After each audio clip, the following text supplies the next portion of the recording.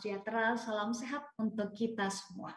Selamat datang dalam diskusi Denpasar 12 atau Forum Diskusi Denpasar 12 edisi ke-145 dengan tema menghadapi tantangan kenaikan kasus COVID-19 pasca mudik Lebaran.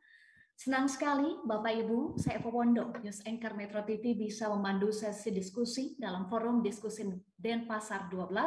Sebuah forum diskusi yang digagas oleh Wakil Ketua MPR RI, Ibu Lestari Merdiat atau Ibu Reri. Salam sehat, salam hormat untuk Ibu Reri yang nanti sesaat lagi akan bergabung bersama kita. Baik Bapak Ibu, peserta diskusi, Lebaran di tahun 2023 tentu menjadi momen yang indah berkumpulnya semua anggota keluarga, baik dari dalam negeri, antar kota, bahkan juga dari luar negeri. Sekitar 123 juta warga Indonesia mudik Lebaran tahun ini. Angka ini merupakan peningkatan sebesar 45% dibandingkan tahun lalu. Dan dengan angka 123 juta warga mudik pada tahun ini, artinya lebih dari 40% warga Indonesia melakukan perjalanan mudik. Kenaikan jumlah arus mudik dan balik yang tajam pada tahun ini, tahun 2023, juga disumbang atau disebabkan oleh dilonggarkannya aturan pembatasan mobilitas penduduk seiring dengan menurunnya angka penularan kasus COVID-19 di Indonesia. Tetapi Bapak Ibu, menjelang libur Lebaran 2023, beberapa media berita dalam dan luar negeri melaporkan jumlah kenaikan kasus COVID-19 di sejumlah negara. Sebut saja dari Singapura, kemudian India, Australia, Malaysia, sampai Amerika Serikat. Semuanya melaporkan jumlah kenaikan penularan COVID-19 yang signifikan. Tidak cukup sampai di situ, Bapak Ibu, munculnya subvarian baru virus Omicron XBB 1.16 atau Arcturus yang memiliki daya sekitar 1,2 kali lipat lebih menular daripada varian terakhir juga menjadi perhatian WHO. Berbagai negara sudah melaporkan kasus masuknya Arcturus di negara masing-masing dan Indonesia juga sudah melaporkan masuknya varian Arcturus pada akhir Maret 2023 di DKI Jakarta dengan 2 kasus melalui pemeriksaan whole genome sequencing. Dan bertambah lagi, Bapak Ibu, per 17 April 2023 atau 2 minggu lalu ya, bertambah menjadi 7 kasus di Indonesia varian Arcturus. Lalu sekarang bagaimana ya kondisi realnya kasus COVID-19 pasca Lebaran 2023, kemudian bagaimana kesiapan anggaran, infrastruktur, dan tenaga kesehatan dalam menghadapi kemungkinan atau potensi gelombang COVID-19 berikutnya, dan bagaimana kita sebagai masyarakat ikut berpartisipasi mencegah penyebaran subvarian baru COVID-19. Iya, Pak Ali, apakah BPJS Kesehatan ini masih akan mengganti semua biaya perawatan COVID-19 seperti pada masa PPKM lalu, Pak Ali, atau bagaimana saat ini? Iya, baik. Jadi di sini saya biasa dipanggil Pak Gufron. Tentu begini, ada undang-undang tentang wabah ya, dan undang-undang tentang katakanlah bencana gitu. Jadi COVID itu termasuk salah satu bentuk bencana yang non alam ya. Nah, oleh karena itu dalam keadaan bencana, apalagi nasional, itu adalah pemerintah dalam hal ini Kementerian Kesehatan yang akan membiayai gitu ya. Nah, sampai sekarang status pandemi, jadi pandemi ini satu bentuk kejadian yang banyak negara kasusnya meningkat secara tajam ya, dan itu adalah bentuk pandemi ya. Tentu berbeda dengan epidemi di mana kenaikannya juga tajam tetapi masih dalam satu negara, atau endemi yang sepanjang tahun ya itu ya stabil gitu tetapi pasti ada terus gitu ya. Nah, meskipun tidak pernah negatif tapi endemi. Nah, dalam keadaan pandemi ya seperti COVID ini, itu adalah tanggung jawab pembiayaan pemerintah gitu. Baik, Pak Gufron, terkait dengan Arcturus, ini kan per 17 April 2023 ditemukan sudah 7 kasus ya di Indonesia. Yeah. Apakah BPJS Kesehatan juga dilibatkan untuk memberikan coverage kepada mereka? Iya, jadi tentu begini, mungkin kami sampaikan dulu mengenai perbedaan Kementerian Kesehatan dan BPJS. Ini banyak yang belum paham ini. Jadi Kementerian Kesehatan itu memiliki tugas untuk membuat semacam kebijakan atau regulasi ya, diregulasi. Meskipun BPJS juga ada regulasi tapi lebih terbatas. untuk kesehatan secara umum. Nah, lalu kalau di dalam ilmu ekonomi itu ada supply dan demand side. Nah, supply itu untuk penyediaan, ya. Ini semuanya adalah tanggung jawab dari Kementerian Kesehatan dan tentu kalau di daerah bisa Dinas Kesehatan atau Pemda gitu ya. Nah, BPJS itu pada demand side-nya gitu. Jadi BPJS itu bertanggung jawab untuk orang mendapatkan akses pelayanan yang berkualitas ya tanpa kesulitan keuangan. Jadi di demand side. Kalau untuk yang sifatnya tapi personal health ya, sifatnya individu. Kalau yang public health ya, public health seperti bagaimana termasuk supply side tadi, jadi bagaimana vaskesnya, kalau vaskesnya kok jelek, nah itu bukan tanggung jawab BPJS ya. Tapi yang menarik begini, ini menarik sekali, bahwa di COVID itu hampir banyak orang ikut terlibatnya. Tetapi untuk diketahui, tuberkulosis di Indonesia ini sekarang juara dunia nomor 2 ya. Tetapi tidak banyak orang concern ya. Padahal yang meninggal ini yang meninggal ya. Karena TBC di Indonesia itu lebih banyak daripada yang meninggal karena COVID. Nah, oleh karena itu ya kita memang untuk biar tentu seperti penyakit infeksi emerging itu kan ada poliomyelitis, penyakit virus Ebola, penyakit virus MERS, influenza, ya dulu ada flu burung, kita juga barangkali yang pertama waktu geger flu burung dulu ya, ada penyakit virus Hanta, virus Nipah, demam kuning, demam lansa, ini semua nih kalau saya bacakan satu persatu merupakan public health ya, masalah penyakit kesehatan masyarakat ya sebetulnya ya, sehingga harus ditangani secara khusus. Dan penyakit yang infeksi emerging baru ya. Pak Gufron, tadi Bapak sampaikan kalau klaim itu turun ya per 2 Mei 2023, tetapi klaim pasca mudik Lebaran 2023 datanya belum ada. Belum masuk ya, biasanya ya, setelah layanan lalu mereka nanti klaim. Kira-kira kapan Pak data untuk pasca mudik? Ya biasanya 14 hari ya sejak ya kami maksimum 14 hari. Baik, pembayar ya untuk klaim. Pak Gufron ya, Mbak Eva dan juga semua peserta diskusi, saya harus memberikan apresiasi kepada BPJS Kesehatan karena kalau kita melihat cakupan kepesertaan memang itu sudah cukup baik ya, itu sudah berada di angka 91,58% ya. Dan juga tingkat UHC sudah 22 provinsi ya, ini memang sudah sangat bagus ya, artinya masyarakat ini sudah memanfaatkan program ini. Namun ya seperti tadi yang dikatakan bahwa memang tentu kita perlu mengetahui apakah kepesertaan itu bukan saja sudah angkanya sudah tinggi, tapi apakah aktif atau tidak ya, kan sayang jika program ini tidak dimanfaatkan. Saya pikir ini kan sangat baik dan sangat bermanfaat buat masyarakat, dan memang kami perlu memberikan dukungan lagi kepada BPJS untuk kita bisa melakukan sosialisasi lebih masif lagi. Ya, Indonesia kita itu kan berada di angka 252,17 kepesertaan ya, sedangkan mungkin di negara lain itu berada di angka sekitar 60 sampai 150 juta ya kepesertaan terkait dengan BPJS. Saya berharap kalau misalnya Pak Gufron masih bisa genjot lagi, kenapa tidak gitu kan? Saya pikir masih bisa lah ya. Kalau sekarang bagaimana kondisinya dan bagaimana juga pemerintah untuk mengantisipasi lonjakan kasus pasca Lebaran 2023? Silakan Pak Dante. Ya, Mbak Eva, boleh saya izin untuk menyampaikan dan menjawab pertanyaan itu dengan paparan? Silakan Pak Dante, kami persilakan. Terima kasih.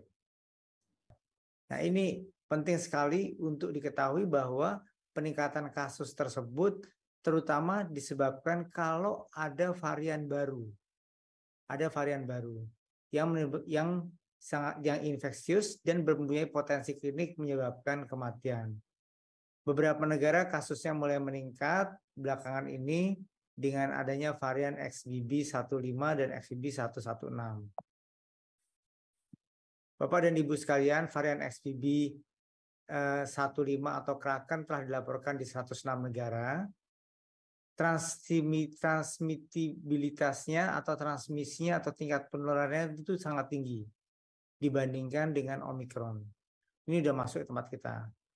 Kemudian tidak ada data tentang keparahan, kira-kira hampir sama keparahannya dengan Omicron. Kemudian varian yang kedua yang sekarang juga ada di tempat kita adalah XBB 116 atau Bapak dan Ibu sekalian kenal dengan Arcturus. Saat ini sudah ditemukan di tempat kita mulai 10 Maret 2023 dan kasusnya sudah 23 kasus yang berhasil di sequencing dengan whole genome sequencing. Lonjakan kasus itu timbul apabila terdapat varian baru. Kita dulu anggap karena mobilitas, tapi ternyata karena varian baru. Varian baru itu muncul karena adanya penularan antar individu. Jadi kalau tidak ingin ada timbul varian baru, maka penularan antar individu harus dicegah. Caranya bagaimana? Jaga protokol kesehatan menggunakan masker misalnya. Vaksin ada 6,18 juta stok, baik vaksin yang diproduksi di dalam negeri maupun vaksin yang kita import, dan mudah-mudahan vaksin ini mencukupi untuk memenuhi kebutuhan booster bagi masyarakat yang ingin melakukan vaksinasi booster. Vaksinasi ya, yang pertama, vaksinasi ini masih sangat rendah ya, masih berada untuk khususnya booster itu berada di angka 72 itu 174 ya. Nah, yang kami temukan di lapangan Pak Dante, untuk sementara ini ada masyarakat masih membutuhkan. Cuman saya tidak tahu ya, mohon maaf ya, seperti apa, namun masyarakat tidak mendapatkan akses untuk booster ya.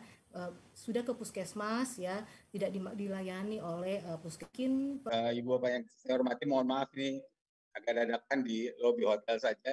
Kebetulan saya sedang di Istanbul untuk bicara tentang security. Jadi memang pertanyaannya adalah tentang ini kasus mau naik habis lebaran, apakah ada varian baru dan sebagainya. Tapi sebenarnya orang sudah bicara kapan pandemi berhenti secara keseluruhan sebenarnya, gitu ya. Dan kita tahu bahwa pada bulan September WHO sudah mengatakan kayaknya ujung pandemi sudah kelihatan nih, gitu ya. Ujung pandemi sudah kelihatan, dan walaupun kita masih pandemi, tapi kayaknya ujungnya sudah kelihatan. Jadi orang sebenarnya sudah sangat optimis tadinya bahwa pada tahun 2023 ini pandemi sudah akan selesai. Hanya saja memang kemudian keluarlah varian baru Arcturus ini yang menimbulkan peningkatan kasus di beberapa negara, Singapura, Malaysia, dan tentu juga Indonesia. Tadinya bahkan bulan Januari 2023 ini beberapa WHO sudah bikin pertemuan untuk memutuskan kriteria kapan pandemi itu akan berhenti, gitu ya. Tapi sayangnya memang pada pertemuan bulan Januari itu belum sampai kepada kesimpulan kapan pandemi bisa berhenti. Mereka menyebutkan 8 hal yang harus diperhatikan. Salah satu dari 8 hal kenapa pandemi belum juga berhenti adalah karena varian baru. Karena itulah mereka belum berani mengatakan pandemi akan berhenti. Mereka baru akan rapat lagi bulan Mei ini, dan salah satu dari 8 hal ini adalah varian baru, dan varian baru itu sekarang memang bagian-bagian dari Omicron. Tadinya ada Kraken, yang sekarang adalah Arcturus. Nah, sedikit tentang kejadian di kita, memang kasusnya naik, tadi semua 200-an, 100-an, 300, 500, 1000, pernah 2000 sehari, beberapa hari yang lalu 1.300 dengan kematian seperti ini. Nah, tadi saya kira Pak Muhammad sudah bicara bahwa memang lebih banyak faktor varian baru ketimbang faktor kerumunan orang, begitu ya. Karena varian baru si Arcturus ini memang mudah menular, tetapi tidak terlalu berat. Tapi kalau seperti sekarang saja, maka kasus bertambah tapi tidak akan separah dulu. Ya. Nah, soal gejala, tadi juga mungkin sudah dibahas, orang banyak bicara tentang mata merah dan sebagainya. Kita harus tahu bahwa gejala varian COVID, apapun juga sebenarnya kurang lebih sama, gangguan pernapasan. Tidak boleh kita mengatakan bahwa kalau ada mata merah pasti Arcturus, misalnya, atau tidak ada mata merah pasti tidak Arcturus, tidak bisa. Harus dengan pemeriksaan whole genome sequencing untuk tahu apa varian atau subvariannya. Itu yang penting. Nah, seperti saya sampaikan tadi, kalau menurut saya nggak akan jadi wave baru begitu, dan ini sesuai juga pendapat dari berbagai pakar begitu. Ini saya quote saja salah satu dari Gavi. Terus pertanyaannya, apakah Arcturus akan membuat new wave? Memang lebih menular, XBB 116, tapi pada dasarnya pakar di mana-mana setuju bahwa ini unlikely to cause a big wave. Jadi memang bukan menjadi penyebab situasi seperti Delta waktu yang lalu. Tapi tentu saja walaupun akan jadi gelombang baru, kita tidak bisa abai, harus ada beberapa hal yang mesti dilakukan. Tadi saya dengar sudah banyak dibahas tentang vaksin begitu. Ini tentang penularannya. Teman dari Tokyo mengatakan dia sekian kali lebih menular dibandingkan dengan Kraken. Nah, untuk masyarakat menurut saya ada 3 hal yang harus dilakukan. Nomor 1, kalau ada gejala mencurigakan, segera periksa PCR atau antigen yang paling tidak, gitu ya. Dengan saya takut ada pengetahuan, jangan begitu, kalau sakit Kalau ada keluhan, periksa. Itu poin pertama. Poin kedua, untuk kelompok rentan, lansia kayak saya begitu ya, komorbid, ini memang harus ekstra hati-hati. Saya tidak bilang mengatakan harus ada perubahan sistem, tapi untuk kelompok yang rentan harus lebih hati-hati di ruangan tertutup atau kerumunan. Itu baik untuk kelompok rentan ini memakai masker begitu. Dan yang ketiga adalah booster, tadi sudah disebut-sebut soal vaksinasi. Jadi booster yang belum harus ada booster yang kedua untuk mencegah supaya artrose tidak berkembang pesat. Itu 3 usulan buat masyarakat. Untuk pemerintah ada 3 anjuran juga. Nomor 1 tadi saya sudah sampaikan, whole genome sequencing mesti ditingkatkan supaya kita bisa tahu pola varian apa yang ada. Saya nggak mau bicara polisi pemerintah atau polisi DPR, persiapan buat kita aja anggota masyarakat. Selama ini kita sudah cukup banyak anggota masyarakat memberi perhatian pada kesehatan. Jangan sampai nanti kalau pandemi berhenti, kita nggak perhatikan lagi kesehatan kita begitu. Saya selalu ambil contoh, kalau orang punya mobil atau punya motor, bunyi kletek-kletek gitu di mobilnya, dia bawa ke bengkel atau motornya. Tapi kalau kakinya kletek-kletek, nggak usah lah. Takut ntar ketemu dokter malah diperiksa macam-macam. Jangan. Mari kita beri perhatian kepada tubuh kita, mari kita beri perhatian kepada kesehatan kita, supaya kesehatan kita tetap terjaga. Baik menghadapi pandemi maupun untuk kehidupan kita yang berikutnya. Jadi itu message yang penting. Mau vaksin, mau apapun, itu penting yang saya sampaikan. Kesehatan bangsa adalah tanggung jawab kita bersama. Bangsa sehat, ya kita pun menjadi sehat. Oleh karena itu, mari kita bersama-sama bergandengan tangan untuk bersama-sama bagaimana mewujudkan bangsa Indonesia yang sehat, bangsa Indonesia yang kuat, dan tentu bangsa Indonesia yang berdaya. Terima kasih. Berikutnya, kami undang untuk menyampaikan closing remark. Ada Bang Saur Huta Barat, wartawan senior. Bang Saur, tadi kita sudah diskusi bersama dengan BPJS Kesehatan, dengan Kementerian Kesehatan, kemudian juga dengan anggota Komisi 9 DPR RI. Harus ada antisipasi bersama, Bang Saur, dari pemerintah dan juga masyarakat, mengingat ada varian baru COVID-19 pasca Lebaran 2023. Apa yang Anda soroti, Bang Saur Huta Barat, terkait dengan langkah antisipasi yang harus dilakukan bersama? Tidak hanya pemerintah saja, tetapi juga tentunya butuh peran dari stakeholder dan juga masyarakat. Silakan, Bang Saur Huta Barat. Terima kasih, Eva. Kita memang tidak tahu di masa depan apakah masih akan muncul varian-varian baru, dan tidak boleh berpandangan bahwa varian baru di masa depan yang mungkin muncul itu lebih ringan atau lebih ganas. Tetap karena itu kewaspadaan nasional menyangkut tentang COVID-19 ini harus terus dipelihara. Bahwa yang belum booster kedua, pemerintah harus terus menggalakkannya, memfasilitasinya.